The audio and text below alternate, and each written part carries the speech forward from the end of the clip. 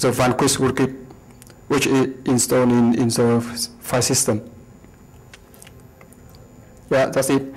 You can see that our rootkit scanner can really detect some popular rootkit, and that's not on. Here's some live demo for you. So in this demo, I show you that my scanner can detect some real rootkit, and in this demo, I run the malware scanner, the eKimono, on Zen virtual machine. And on this screen, you can see that I'm on the host virtual machine, domain 0 in Zen. And let's see which virtual machine we're running now. XM this. Yeah, you can see that we have two virtual machine, domain 0, which is a host virtual machine. And I'm inside the domain 0 now. And we have another virtual machine named XP3, which has ID 1. And it's here. This Windows XP Service Factory, latest updated. And now, let's try to run the eKimono scanner from domain 0 to scan the memory of the Windows XP virtual machine.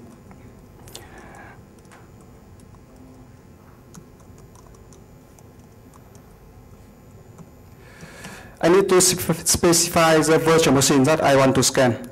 And you can see that I want to scan the virtual machine which has ID 1, right? Minus X1. And after that, I need to specify the operating system type of the virtual machine, which is XP Service Factory. Now we run the scanner.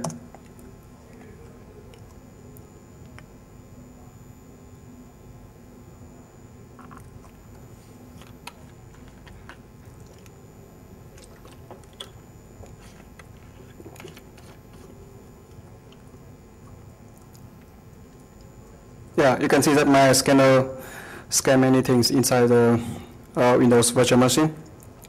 And actually, I can tell you that my virtual machine is clean now. And you can see that from the result of the eKimono. You can see that I'm trying to looking for hidden processes. Nothing wrong. I look for hidden kernel module. Nothing wrong. I look for unregistered kernel module. Nothing wrong.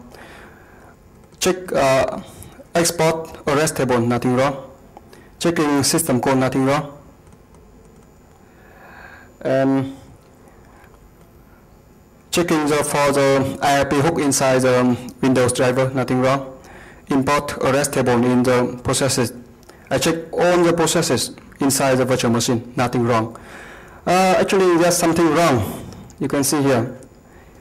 My scanner report some place that can be patched by something in some important function, but actually this is false positive, and you just ignore it now. Okay, so from running the scanner, I can say that my system is clean.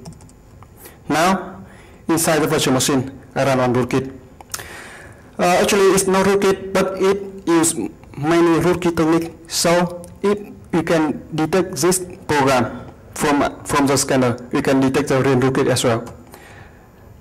And actually, this time I run the famous program from the sys internal named resist monitor. This one should be familiar with everybody here. So resist monitor can be used to monitor all the activities inside with the resist inside the Windows. Okay. So now from outside we run our scanner again, and let's see what it can find. You can see many red lines.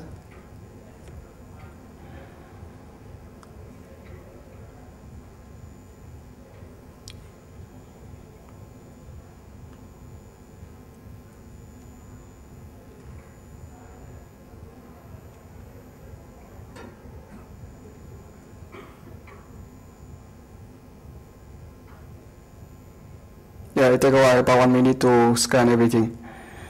Now we can see resist monitor install one kernel module named rexsys701.sys inside the system, and you can see that this kernel module stay here in the file system. So you can detect that this rootkit install one kernel module inside your virtual machine. And moreover, this rootkit patch many system code here. Anti-close, anti-create key, anti-delete key, anti-delete value key, anti-enumerate key, and so on. Resist monitor patches many system code. So we can see that we can really detect the rootkit, right? Now, if I close this one, I close a resist monitor, so the rootkit doesn't run anymore, right?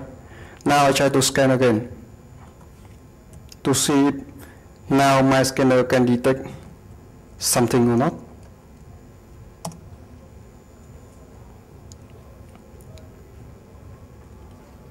Can you see that? It's very different now.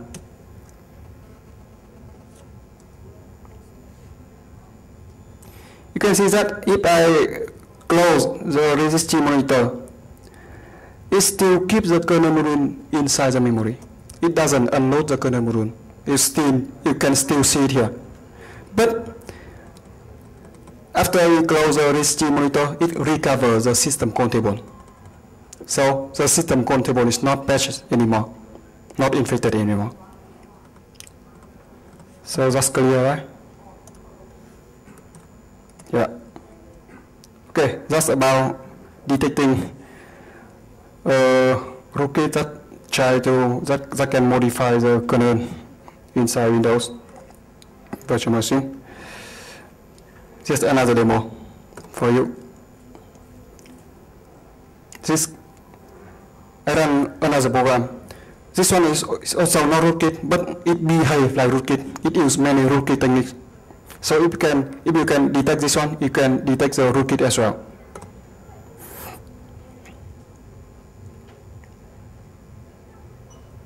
Yeah, this is a program. And this program tries to monitor all the printing activities inside the virtual machine.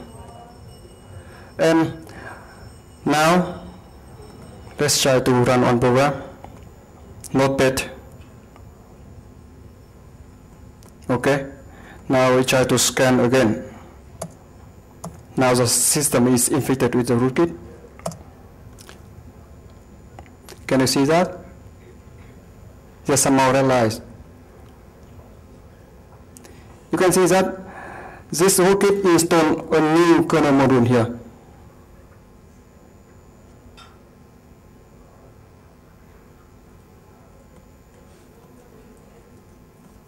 See here.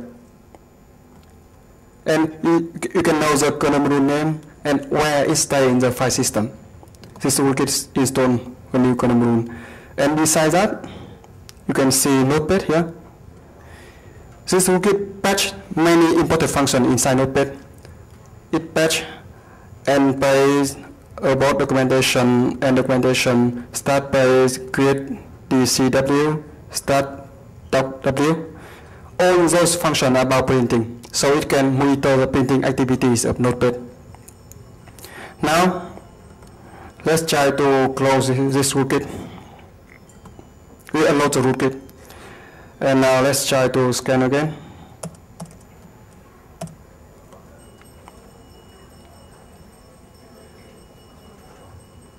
So you can see that the results different this time as well.